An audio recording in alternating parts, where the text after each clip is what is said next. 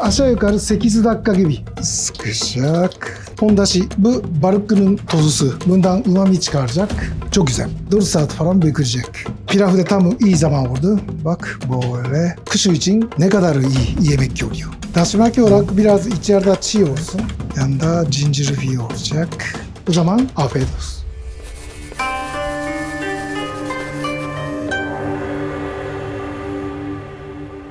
Merhaba. Bugün İstinye Üniversitesi'ndeki öğrencilere Japon mutfağı kültürünü ve 3 çeşit yemeği öğretmeye gidiyorum. Bugün bronz madalya alan öğrencimle birlikte bir demo hazırlamak istiyor.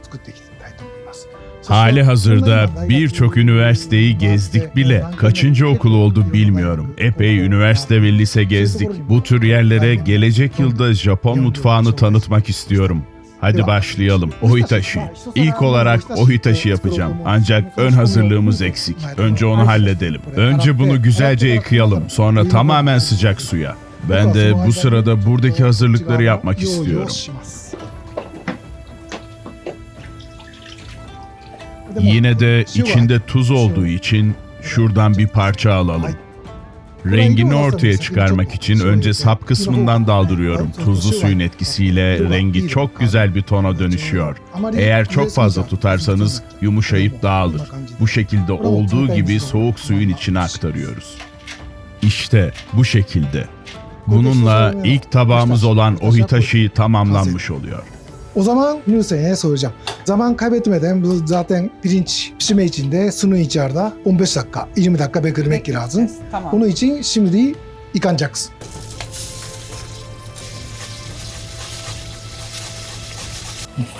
Sonra bunu böyle. Ha yeter. Suyun içeride bekleyecek. 15 dakika bekleyecek. Ha, bunu yaparım mı? Tamam şef.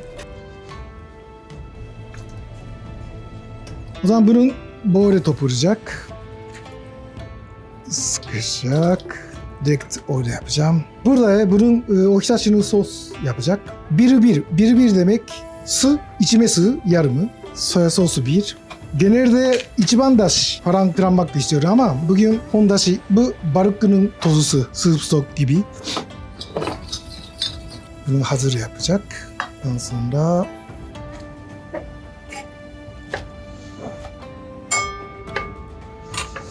bunun takımı olarak tekrar sıkışacak. Burada koyacağım ve biraz susam. Bonito koyacak. Evet, bir tabak hazır. Sıradaki hazırlık Mizutaki. Ponzu sosu kullanarak, bu sefer yuzu ponzu kullanarak yapacağız. Ondan önce en başta kombu yosununu suya koyup ateşe veriyoruz. Burada çok kaynamamasına dikkat ederek 60 derece, 70 derece kadar bekleyecek bunu. sonra içine girecek malzemeler tavuk eti, havuç, turp ve yarım porsiyon shiitake mantarı. Bu yaklaşık bir kişilik porsiyon oluyor. Ama genel olarak bunu önce haşlayıp piştikten sonra ponzu ile yiyoruz. Taze fasulye ve maydanoz da vardı değil mi? Bunun ara faranda çıkaracak. Sonra bunu, şunu, burasını düzgünce temizleyelim. Burası da temiz. Yaklaşık bu uzunlukta ayarlarsak bunlar malzemelerimiz olacak. Kombunun tadı fazla pişerse koyulaşır. O yüzden tam 60 derece civarındayken onu çıkartmalıyız. Bu aşamada çıkarıyoruz. İşte et suyumuz. Tuz. Biraz daha. Çok az soya sos. Fazla rengi koymak da istemiyorum. Bundan sonra bundan umami çıkaracak. Mantarı koyacak. Tavuk da koyacak. Derisiz de olur ama deri de çok lezzetli olacak. Onun için şimdi deri koyacağım. Havuç, Japon turp. Bu en son koyacak. Denge olarak biraz sonra koyacak. Biraz zaman lazım. Bunun 15 dakika 20 dakika sonra hazır olacak. Sırada yuzu ponzu. Ponzu, evet ama önce pirinç ve Japon sirkesi. Japon sirkesi ve soya sosu. Yaklaşık aynı oranda. Bir. Ama bu sefer biraz azaltıp limon suyu ekleyelim. Sadece biraz ve mirin. Evet, mirin. Bundan da biraz ekleyelim. Ve tabii ki buraya dashi koyuyoruz. Sanırım bu kadar yeterli. Şöyle ekleyip bu şekilde hazırlıyoruz. Güzel güzel. Yuzu kokusu vermesi için biraz ekliyoruz. İşte ponzu hazır. Çok güzel. これをね。 Yumuşayana kadar. Hadi rengi değişsin diye. Rengini değiştirmesi için koyuyorum. Bu da rengi değiştirecek. İyi rengi olacak. Onun için şimdi koydu.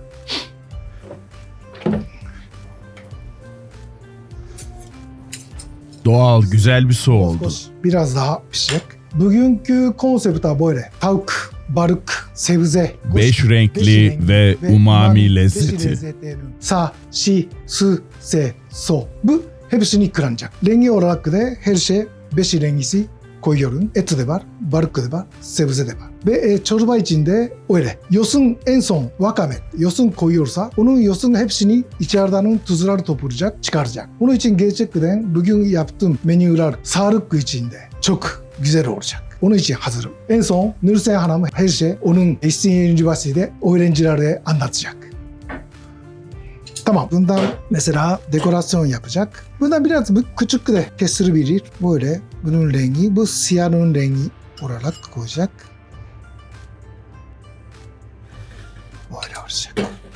Ve tabii bunun yüzünün deri içinde vitamin C olacak. Zaten lemon suyu kullanacak. Kış için ne kadar iyi yemek oluyor. Rengi falan da burada biraz sarı rengi falan da koyarım böyle. Bu ikinci tabak. Sırada balık var. Uskumru mirinbashi. Mirinbashi. Bunun sosunun nakani, sosunun içeride koyacak. Onun sos nasıl yapacak? Mirin 1 mirin, 1 soya sos. Bunun sosunun içeride genelde ne? 4 saat falan. 4 saat falan bekleyecek. Marine olacak. 3'e bölecek. 1, 2, 3. Kuyruk'un yarısı biraz uzun olacak. O zaman aşağı yukarı aynı. Mesela bundan da içeride sosu gidesinde bunun gibi veya böyle olabilir. Böyle de olabilir. Bunun sosunu içeride marine yapacak. Aşağı yukarı 4 saat. İsterse tabii kendine göre farklı olacak. Bu hazır olmuş. これはすぐhemen yanacak. Onun için de çok dikkat olmak lazım. Neden? Şekerli. Onun üstü soslu var. Onun için çok az onun ateşiyle buradan pişecek.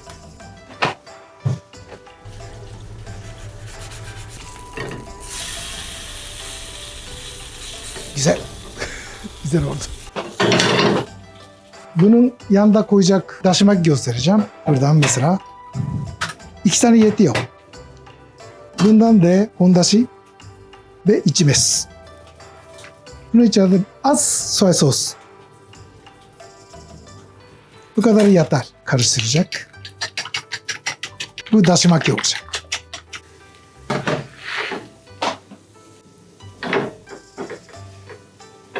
Daşımaki olarak biraz içeride çiğ olsun. Ona göre yapılacak.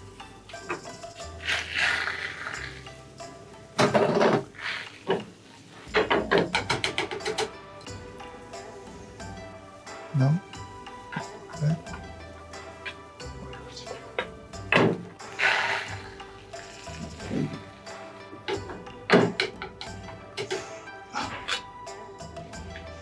Tamam. Makisi ile böyle olacak. Bunu bekleyecek biraz. Pilav pişecek. Tamam. Nursen'e işi bırakacağım. Bir için bir doko. Bunun pilav koyacaksın. Evet. 1 bardak su koyacaksın. Kaynıyor kadar aşağı yukarı 8 dakika gibi. 8 dakika 9 dakika. Ona göre pişecek. Kaynamaya başlayınca çok kısa ateş olacak. Bunun şimdi balık de hazır olacak. Bir balık. Önce yaptığım tamagoyaki. Bir porsiyon kesilecek. Yanında ginger olacak. Ve dekorasyonun bir şey koyup öyle olacak. 3 tane tabak hazır oldu. Bundan sonra şimdi Nursen Hanım o pilav başladı. Miso çorba en son yapacak sıcak sıcak. O zaman afiyet olsun. Bir porsiyon için miso çorba yapacağım. Biraz fazla olacak. Bu aşağı yukarı. Su koyacağım. Onemurisi hondashi Japon süpü sok olacak. Kırmızı miso kullanacağım. O beyaz misodan biraz daha yoğun lezzeti var. Genelde 200 gram için 15 gram aşağı yukarı. Ama tabii miso göre her ikisinin tadı göre farkı var. Ama aşağı yukarı böyle. 200 gram su, 15 gram miso. Hondashi 2-3 gram olsun. Miso en son kadar kaynatamayacağım. O zaman misonun kokusu gidecek. Bugün tofu kızartılmış tofu kullanacak. Bu önce içeride koyuyorum. Önce hazırlama için wakame koyarım. Burada taze soğan. Bir porsiyonluk bu kadar yeter. Koyarım. Tamam, bunu hazır yaparım böyle. Bunu böyle. Pilavı da tam iyi zaman oldu. Bak böyle. Çok iyi pişmiş. Nursen Hanım çok iyi yapmış. Bu suyla bunu biraz önce karıştıracağım. Bu Japon'un kesinlikle takımı olacak. İşte bugünlük hepsi hazırlandı. Bugün demo olarak 3 çeşit yemek hazırladık. Normalde müşteriye bu şekilde sunulur. İşte sonuç bu. Böyle bakarsanız sevinirim. Bugün tüm bu yemeklerde bana yardım eden öğrencim Nursen Hanım da yanımda. Çok teşekkür ederiz bugün yardım için de. Gelecek yılda tam gaz devam. Seneye hazırlayacaksınız. Tamam mı? İzlediğiniz için teşekkürler. Düşüncelerinizi lütfen yorum kısmına yazın. Mutlaka cevap vereceğim. Ayrıca beğendiyseniz tabii ki beğen butonuna basmayı, kanalımıza abone olmayı unutmayın. Şimdiden teşekkürler. よろしくお願いします。